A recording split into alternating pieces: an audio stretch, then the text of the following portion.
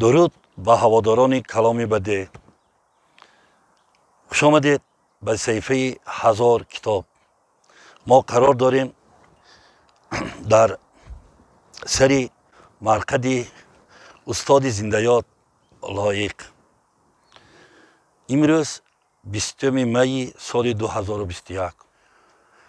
چون این سنه ها نزدیک می شود، خیالم با اون صحبتی که در اتاق انتشارات سروشن با استاد لایق، استاد گلنظر، سابق دیرکتور انتشارات ادیب فرهاد کریمی داشتیم، سری یک رساله که استاد گلنظر آماده کرده بودن با نام لایق چون لایق، که در اطراف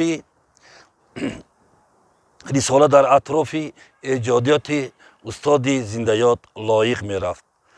چون با خواهش برادری عزیز فرهاد کریمی نشر این کتاب به انتشارات سروشن راست می آمد، استاد گلنظر، استاد لایق برای آماده کردن این کتاب و طرز آماده شدن این کتاب به نشریات سروشن تشریف آورده بودند.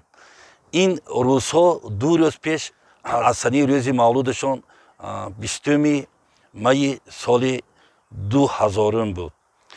و گشته و بگشته چون این روزها نزدیک می شود، من این کتاب را به دست می گیرم. لایق چون لایق، که استاد گلنظر صمیمی، استاد گلنظر شاعرانه، استاد گلنظر عالمانه این رساله را روی کاغذ آوردند و گشته برگشته هر یک آن صحیفه ها و هر یک آن بند ها را می خوانم و اشک از چشمانم جاری می شود. اینک از این کتاب اقتباسه. بچگیم بی کس و تنها گذشت. این زیباترین شعر لایق در وصف آوان بچگی، خاطره های خیال انگیز و بی‌آلیش و پرمحبت بچگی است.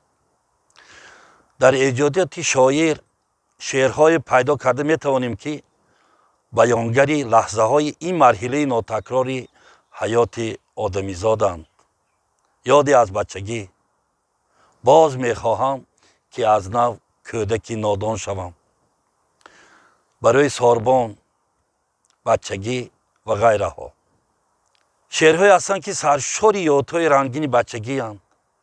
در مجموعه نوی لایق فریادی به فریادرس 2 شعر زیبایی هست که من آنها را دوست می دارم و تکرارا می خوانم. خمار و دختری همسایه. یک روزی تیره ماه، یک دل کشیدم آه. او کوچ بست و رفت، ما را شکست و رفت. یاد به تیره ماه از این بهار ماند، از ده خمار رفت، در دل خمار ماند. از شعر خمار. یک میله اش از دیوار این سوی همایل بود، یک میله او گویا در عاشقی مایل بود. پاداشی صبوری هاش بردند به دوری هاش، آن دختری همسایه برگشته نمی آید. شعر دختری همسایه. بار بلایی گفتم که از شعر بچگی هم بیکس و تنها گذشت. بار بلایی گفتم که از شعر بچگی هم بیکس و تنها گذشت خوشم می آید. گفت یک شعر سبوک است. آره، شعر باید چون نسیمی بهار سبوک ولی سرشاری رنگ و نحکت و اضطراب باشد. توسط بیتی بچگی هم بیکس و تنها گذشت، با درو با خوشه چینی ها گذشت. ما از دوران سختی بچگی شاعر واقف می شویم. بعد مصری شاعرانه پیش می آید.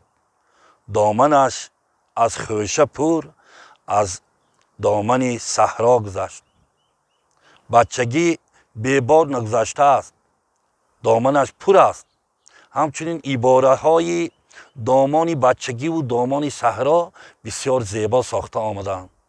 این شعر به مصمت مانند است و مصری سوم هر بند بین خود قافیه شدند. پیام دو مصری اولی اکثری وقت شاعرانه جنبست میکند.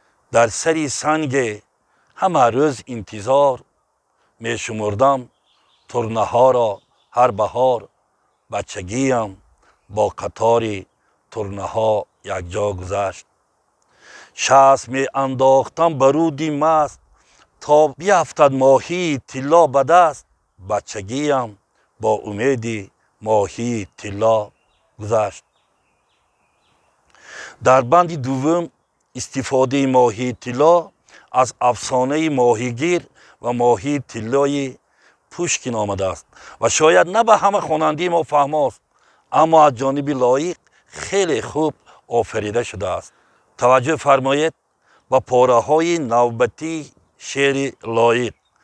بچگیم بی کس و تنها گذشت. خنده می کردم به سوی شرشره، خنده می آمد زی هر سنگی دره. بچگیم خنده بر لب لب دیرا گذشت. نامه ها بنوشته بودم بی حساب، لیک از آن سو نمی آمد جواب. بچگی چون نامه بر یاد بی پروا گذشت. خوشه چینی، ترنه شماری، ماهیگیری، خنده زنی با شرشره ها، نامه نویسی به یاری بی پروای بچگی همه لحظه های مشخصی زیبایی ایام ناتکرار عمرند و در ضمن بیان آنها آفریدن مضمون های شاعرانه از هنری والای لایق است. بچگیم خنده بر لب دریا گذشت. خنده لب دریا آریجناب است. بچگی چون نامه بر یاری بی پروا گذشت. در بندهای دیگر لایق از تصویر لحظه ها دست میکشد و به وصف میگذرد. بچگی چون شاخباران ریخت ریخت، بچگی چون آبشاران ریخت ریخت، یا مثالی شاخنم از دشتی بی پهنا گذشت. بچگی گویا بود و گویا نبود، بچگی از ما بود و از ما نبود، بی خبر ماندیم تا دیدیم فرسخها گذشت. عباره و ترکیب های تازه، شاهنم و دشتی بی پهنا، گویا بود و گویا نبود، از ما بود و از ما نبود. این دو بند را از لحاظ مضمون و آهنگ و تراوت با بندهای مشخصی بالایی پیوند هنری دادند. بند آخرین هم وصفی است. بچگی گلگون زرین یال من، بچگی گلگون زرین بال من، یال و بالش غرق گل از راه عمر ما گذشت. بچگی را به گلگون مانند کردن و تصور کردن که این اسب زیبای قدسی با یال و بال و غرق گل از راه عمر ما گذشته است بسیار شاعرانه و خاطرنشین است. آیا لایق میتوانست بندهای آخری شعر را نیز چون بندهای اولی شعر و تصویر لحظه های مشخصی بچگی ببخشد؟ میتوانست، اما شعرش یک نواخت و یک نوا میشد و تأثیر روحانی خود را به مراتب از دست میداد. در شعر بچگی که شاعر و برادرش شریف اهدا کرده است چنین مصرع‌ها هست: دیگر دولت نمیخواهم از این دنیای پرسودا، تمام عمر میخواهم بدین سان زندگی کردن، تمام عمر کودک بودن و طفلانه خندیدن، زی آوازی بهار زندگی پیغام آوردن. کیست که چنین آرزو نداشته باشد؟ به ویژه شاعر. گشته برگشته صفحه آخری کتاب لایق چون لایق که با خون دل نوشته شده است میخوانم. و آخر سخن پریجران. من این رساله را سالهایی که در خود پروردم و در چند روزی زمستان سال گذشته به کلام آوردم. بعد بارها از لایق با اصرار خواهش کردم که تا آن را خواند.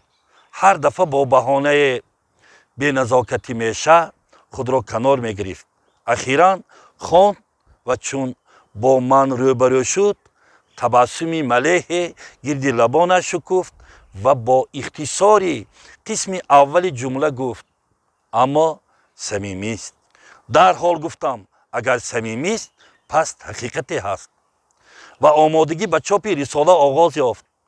به لایق پیشنهاد کردم که از بایگانیش چند عکس جدا کند تا به آنها نوشتن خود را آرا دهم. گفت عکس دارم با مادرم حتما میدهم. بعد چند مدت مرا خبر کرد که با اکا برادر من امام نظر را که متعصب شعر لایق هستند همیشه اکا میگفت. گوی در نزد نشریات ادیب جمع میآییم و برای رساله عکس میبرداریم و آن عکسی آخرین در رساله هست. حالا که این صدرها را می نویسم عباره و واژه های ماتم گرفته با هم نمی آیند. چشمان اشکالودی من قادر نیستند جامعه سیاه کلمه ها را بشویند. 5 روز است که لایق عزیز با ما نیست و سخن یتیم مانده است. 5 روز است که مهتاب شام خورده دوشنبه به لایق می براید. 5 روز است که دایره ورزاب این معشوقه همیشگی لایق به او می شورد و می موید. دیروز دوستی می گفت تاجیکستان را قشاق می گفتند. تاجیکستان اکنون قشاق شد. اگر گندم نیست از همسایه قرض می کنیم. لایق را از کجا می توان به امانت گرفت؟ 100 دریغ ای استاد، در تمامی صفتهای رساله بار شما را استاد نگفتم، زیرا همیشه با ما بودید، هم نفس و هم قدم و هم قده ما بودید و از استاد گفتن از خود شما استحاله میکردم. همیشه در سرم مصری ابن یمین دور میزند که در ستایش حکیم فردوسی گفته است او سخن را باز بالا برد و بر کرسی نشاند و چنین خدمتی شایسته را در ادبیات معاصر تاجیک شما کرده اید. دیروز ناشر شما نجم‌الدین صلاح‌الدین با غم و حسرت گفت داغ در دلم ماند که رساله لایق چون لایق را سری وقت به تب نرساندم. استاد همیشه در غم صفتی چاپ آن بودند. اجل شما را از میان ما با غفلت برد، اما چی اشتباهی کرد؟ برای شما دیگر فرصتی مردن نیست. خودی شما فرموده اید گر بعد 1000 سال یادم بکنید از بعد 1000 سال می آیم باز. منزل آخرتتان آباد و جایتان جنت باشد. گلنظر 4 ایولی سال 2000.